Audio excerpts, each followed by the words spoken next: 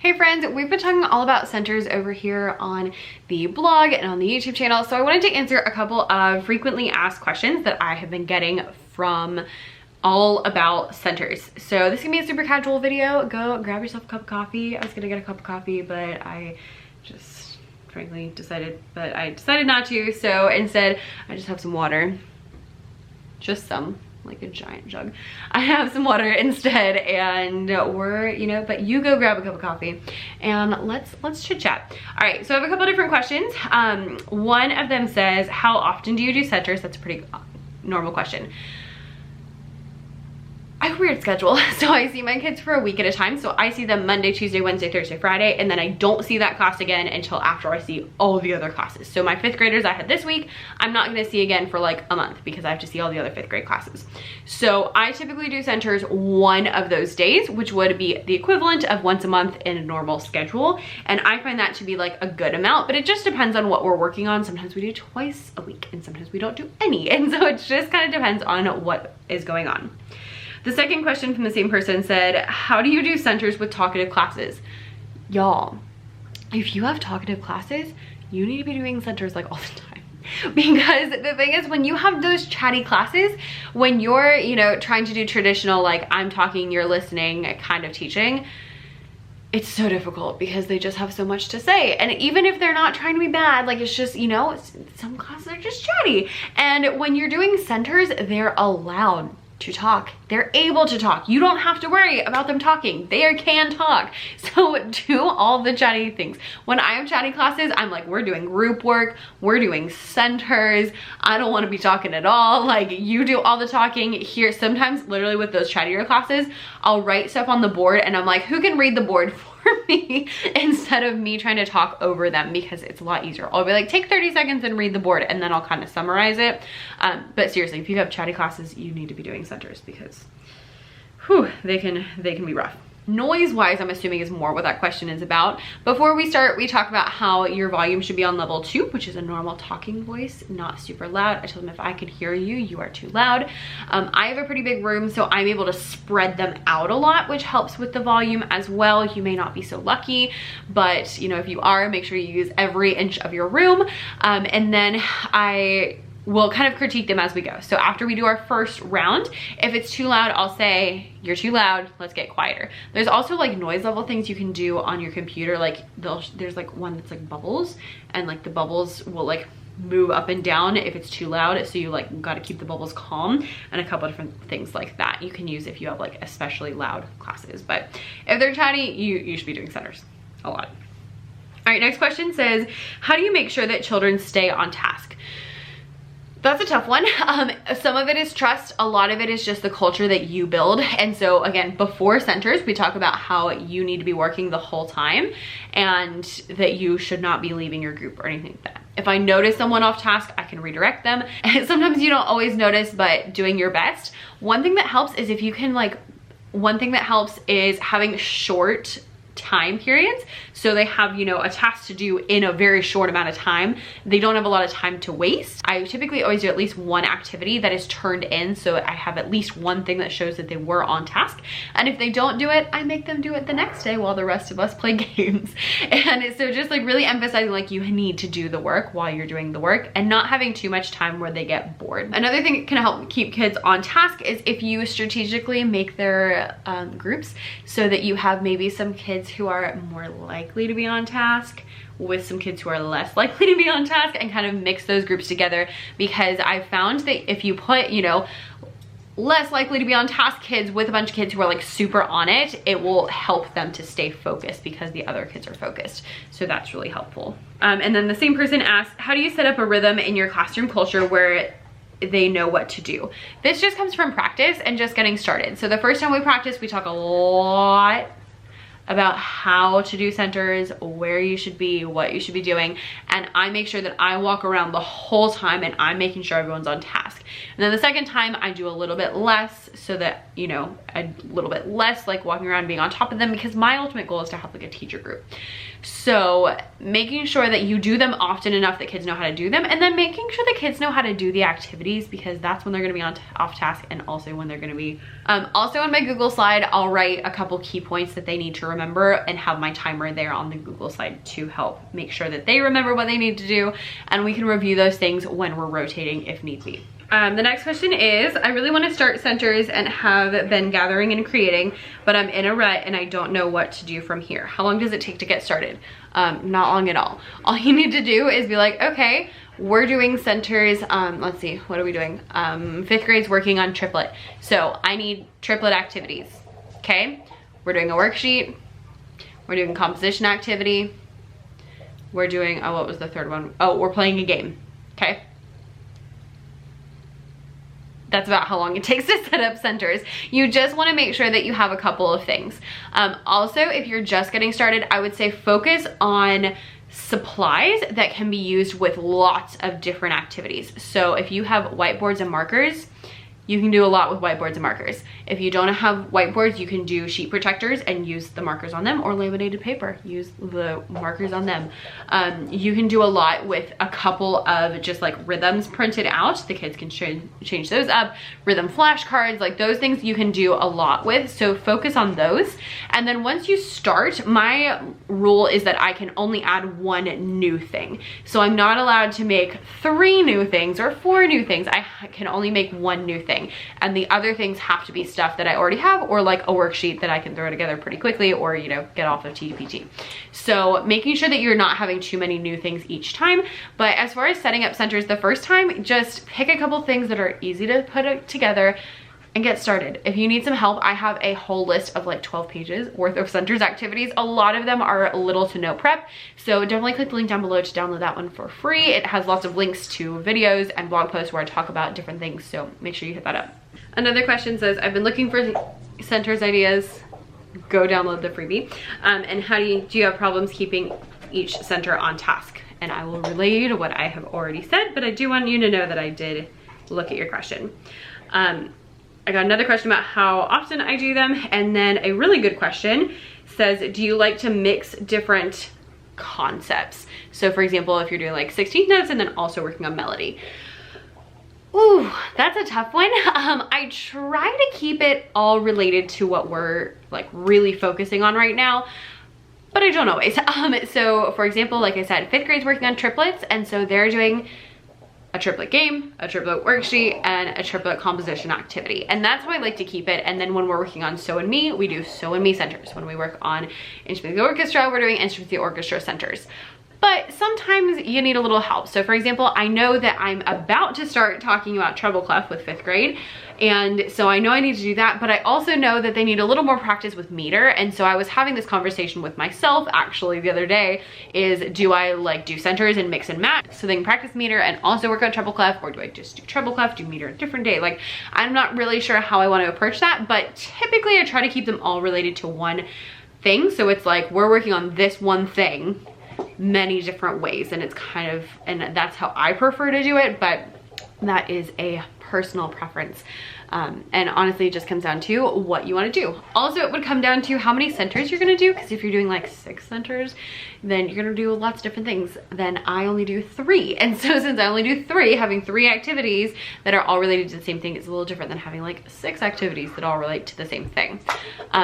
I will say though, I always try to share this tip as much as I can. Even though I only have 3 activities, I do 6 centers. So I do 2 groups of 3. So these are the same, these are the same, these are the same, so that I can have 6 groups, but not a bajillion different activities. So it's not like, oh, they didn't get to half the stuff. I don't feel bad about that. I don't have to prep as much stuff, but everyone's still getting to do everything, and I still have smaller groups that way, which is a game changer because you do not want to have huge, gigantic groups. Do you assign groups or let students pick your groups?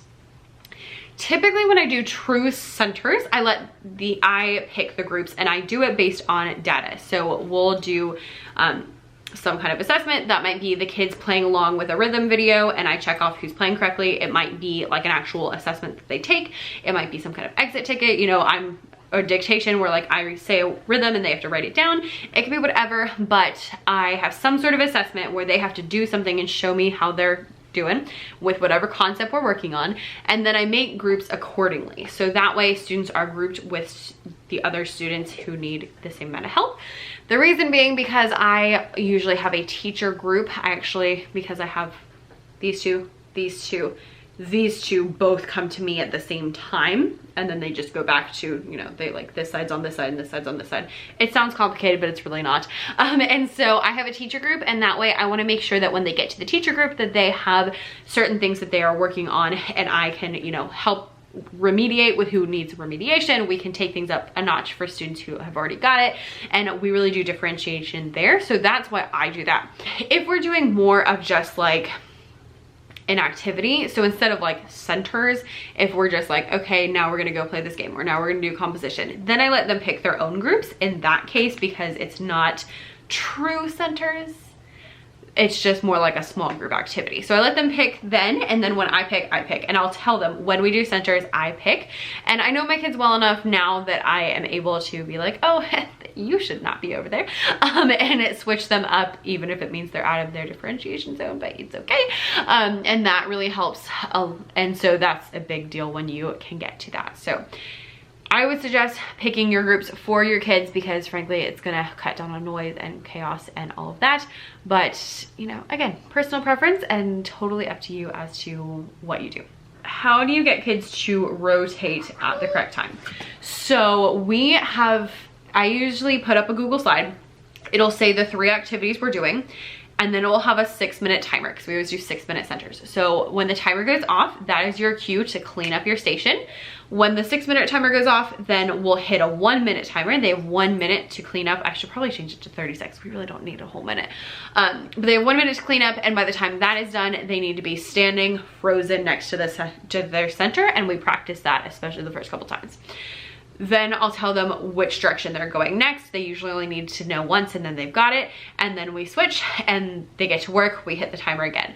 So in short, they have to listen out for the timer and see when the timer is over. That also helps kids with pacing themselves and realizing like, oh, hey, I have only answered 1 question, and we only have, you know, 1 minute out of 6 minutes left. So it helps them to stay on task. It also helps me, because I used to try to like remember to switch them at certain times, and it was a full-on disaster, because I would forget, or I would, you know, accidentally spend 15 minutes with one group and, you know, 3 minutes with the other, and it was just a disaster. So I don't do that anymore. I use the Google slide so that I don't have to think about it. It's just up there. You just click, and that helps a lot.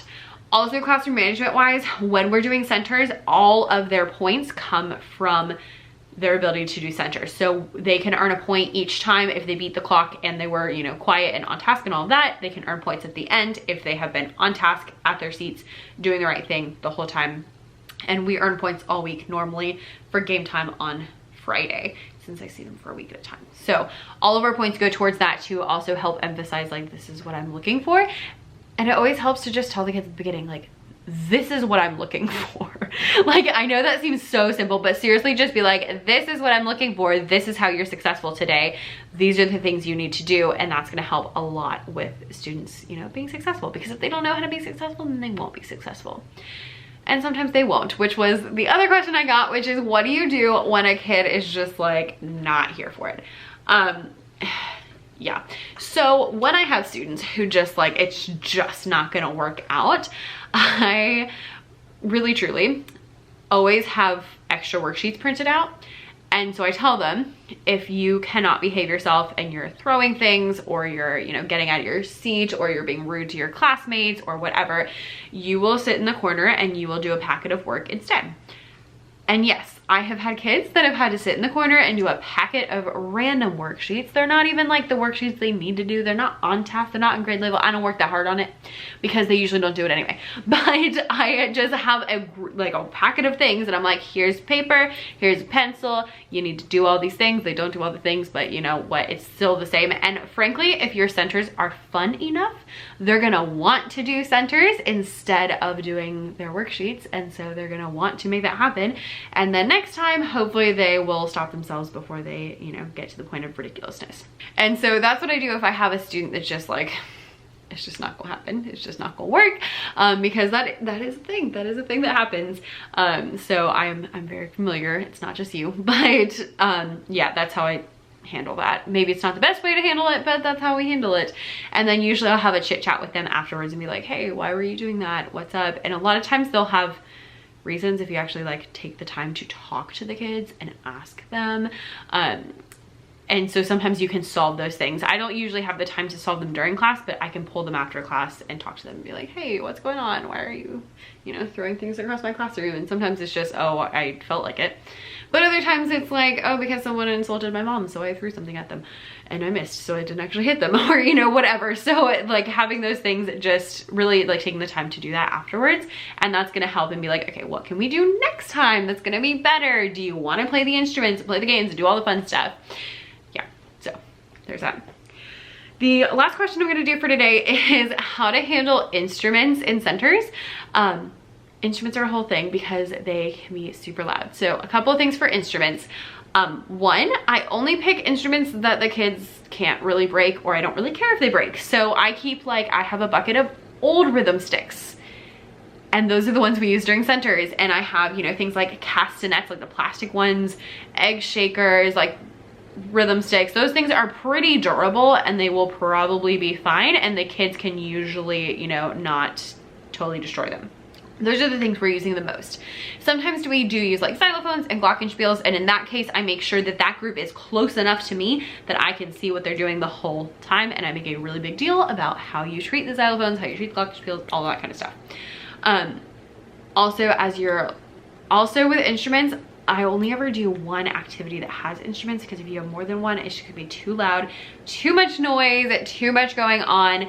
And also with too loud and too much noise, don't pick loud things. Like, we're not drumming in centers. That's not a thing that I want to do. I have done like recorder in centers actually, which is kind of nice because then you have like just a third of the class instead of the whole class playing at the same time.